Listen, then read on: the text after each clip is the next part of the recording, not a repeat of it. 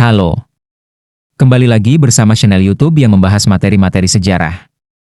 Pada kesempatan kali ini, kita akan membahas tentang organisasi-organisasi pergerakan nasional yang tujuan sama untuk mencapai kemerdekaan.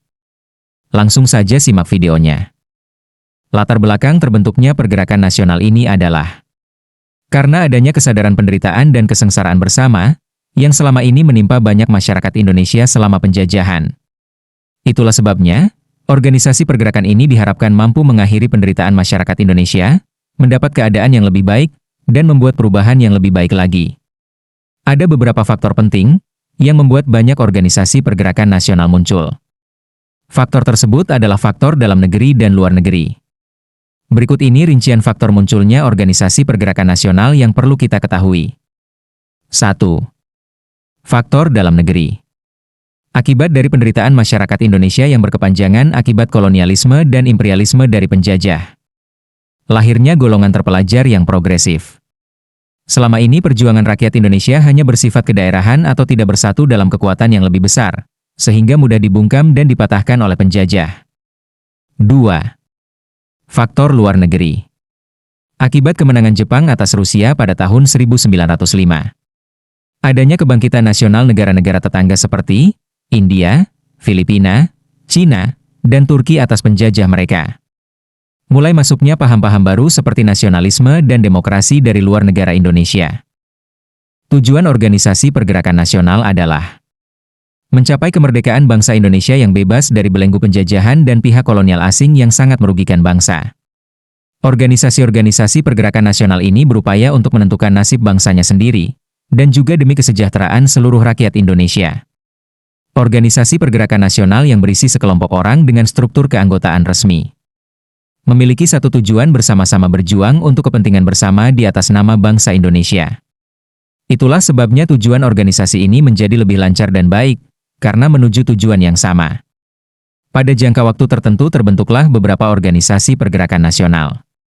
Bahkan setelah organisasi tersebut lemah atau tumbang, kemudian kebangkitan muncul kembali untuk membuat organisasi pergerakan baru yang lebih kuat. Nama-nama organisasi pergerakan nasional. 1. Budi Utomo. Budi Utomo adalah organisasi pergerakan nasional yang muncul akibat kondisi kehidupan yang sangat memprihatinkan. Sejak diberlakukannya politik etis karena penduduk pribumi sudah bisa mengenyam pendidikan, namun masih terhalang dana. Itulah yang membuat Dr. Wahidin Sudirohusodo berusaha mengumpulkan dana dengan cara propaganda keliling Pulau Jawa. Ide itu kemudian diterima oleh Dr. Sutomo yang saat itu sedang belajar di Stovia dan akhirnya pada 20 Mei 1908 ia dan rekan-rekannya mendirikan organisasi di Jakarta bernama Budi Utomo. Budi Utomo adalah bentuk tindakan proaktif dalam respons kebijakan pemerintah kolonial Belanda, yang saat itu membatasi akses pendidikan bagi orang Indonesia. Organisasi ini memiliki misi mulia yaitu untuk meningkatkan pendidikan dan pengetahuan di kalangan masyarakat Indonesia, terutama para pemuda. Pada 1906 hingga 1907, ia melakukan perjalanan ke beberapa daerah di Pulau Jawa dengan tujuan membuka pikiran kaum priai, untuk bersama-sama mencari jalan meningkatkan derajat bangsa melalui pendidikan. Akan tetapi usaha tersebut tidak mendapat tanggapan dari kalangan priai golongan tua yang konservatif.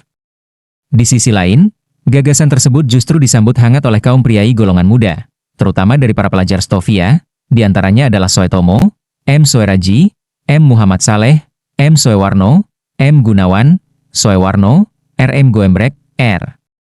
Angka, dan M. Soelaiman.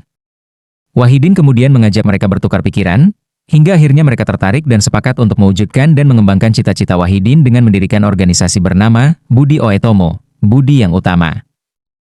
Diketuai oleh Soetomo, berikut adalah susunan kepengurusan organisasi Budi Utomo. Ketua, R. Soetomo. Wakil Ketua, M. Soelaiman. Sekretaris I, Soewarno.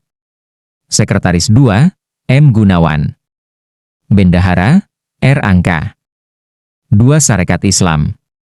Sarekat Islam, SI, adalah perkumpulan para pedagang yang sebelumnya diberi nama Sarekat Dagang Islam, yang dipelopori oleh K. Samanhudi, yang merupakan seorang pengusaha batik dari Kampung Lawean, Kolo.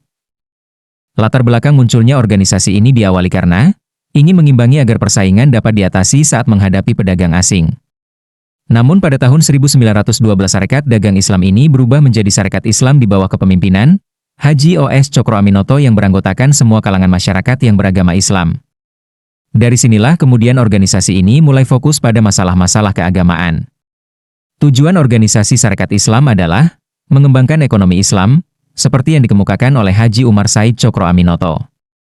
Organisasi ini pun semakin berkembang dan membuat Belanda khawatir, karena dianggap membahayakan kedudukan pemerintah Belanda. 3. Indische-Partij. Indische-Partij adalah organisasi pergerakan nasional yang didirikan oleh Ernest Eugene François de Weesdekker, atau dikenal juga dengan nama Dr. Danudirja Setiabudi, Dr. Cipto Mangunkusumo, dan Suwardi Suryaningrat, atau populer kita kenal dengan nama Ki Hajar Dewantara. Pendiri organisasi ini kemudian dikenal dengan sebutan Tiga Serangkai, yang pada 25 Desember membuat Indische-Partij di Bandung. Organisasi ini memiliki keistimewaan karena menjadi organisasi yang memiliki usia pendek, namun anggaran dasarnya dijadikan sebagai peletak dasar politik Indonesia, dengan status organisasi campuran antara orang asing dan pribumi. Karena tujuan dan prinsipnya yang sangat radikal menginginkan Indonesia merdeka, maka organisasi ini ditentang oleh pemerintah Belanda. Akhirnya pada 4 Maret 1913, organisasi ini ditutup dan dianggap sebagai organisasi yang terlarang. Sikap tegas Indische-Partij tampak dalam keberanian mereka mengkritik kebijakan pemerintah Belanda. Mereka juga menggaungkan semboyan yang berbunyi Indie los van Holland, Hindia bebas dari Belanda, dan Indie for Indiër, Indonesia untuk orang Indonesia. Cita-cita atau tujuan Indische-Partij tersebut disebarluaskan melalui surat kabar, The Express. Berkat aksi revolusionernya itu, Indische-Partij berkembang pesat di berbagai daerah di Hindia Belanda. Dalam perjalanannya, Indische-Partij mampu menjaring hingga ribuan anggota di Hindia Belanda. Mulai dari kalangan masyarakat Indonesia asli, campuran Indonesia-Eropa, hingga keturunan Cina, Arab, dan lainnya. 4. Perhimpunan Indonesia. Perhimpunan Indonesia adalah organisasi pergerakan nasional yang awalnya didirikan dengan nama Indische Vereniging oleh Belanda pada tahun 1908 yakni Soetan Kasajangan Soripada dan R.M. Noto Suroto. Namun pada tahun 1923, organisasi ini justru berjuang dari jauh untuk mempelopori kemerdekaan untuk Indonesia saat itu.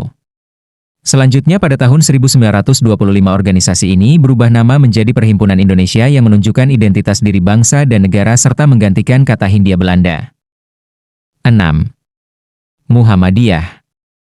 Organisasi Muhammadiyah didirikan oleh K.H. Ahmad Dahlan di Kampung Kauman, Yogyakarta pada tanggal 18 November 1912 atau 8 Zulhijjah 1330 H.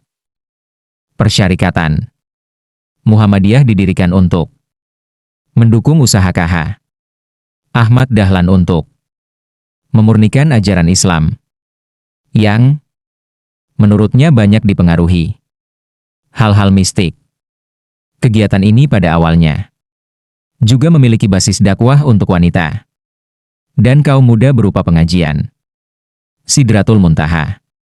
Selain itu peran dalam pendidikan diwujudkan dalam pendirian sekolah dasar dan sekolah lanjutan yang dikenal sebagai Hogere School Muhammadah dan selanjutnya berganti nama menjadi Quake School Muhammadah. Sekarang dikenal dengan Madrasah MU Alimin Muhammadiyah Yogyakarta, khusus laki-laki, yang bertempat di Jalan S. Parman No. 68 Patangpuluhan Kecamatan Wirobrajan dan Madrasah MU Alimat Muhammadiyah Yogyakarta khusus perempuan di Suronatan, Yogyakarta. Yang keduanya sekarang menjadi Sekolah Kader Muhammadiyah yang bertempat di Yogyakarta dan dibawahi langsung oleh pimpinan pusat Muhammadiyah. Peran Muhammadiyah dalam kemerdekaan Indonesia. Muhammadiyah turut berperan aktif dalam perjuangan kemerdekaan Indonesia. Organisasi ini menjadi wadah bagi para pemuda untuk menggalang semangat nasionalisme dan melawan penjajah. Beberapa tokoh Muhammadiyah seperti K.H. Hashim Asy'ari dan K.H. Ahmad Dahlan sendiri turut terlibat dalam perumusan proklamasi kemerdekaan Indonesia. Seiring dengan perkembangan zaman, Muhammadiyah mengalami transformasi dalam menjawab tantangan sosial dan keagamaan yang muncul.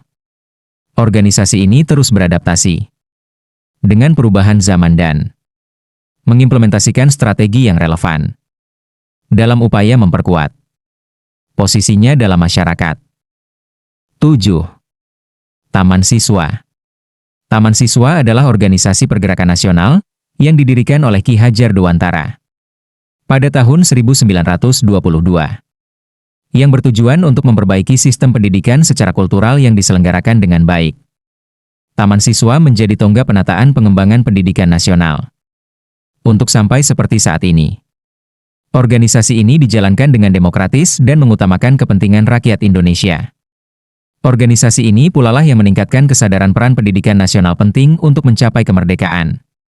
Sejak berdiri hingga saat ini, perguruan Taman Siswa terus menerapkan sistem pendidikan nasional yang berdasarkan budaya bangsa Indonesia dengan mengutamakan kepentingan masyarakat. Taman Siswa kemudian berkembang dengan pesat karena sifatnya yang merakyat. Namun pendirian Taman Siswa tidak disambut baik oleh pemerintah kolonial, bahkan menimbulkan kecemasan.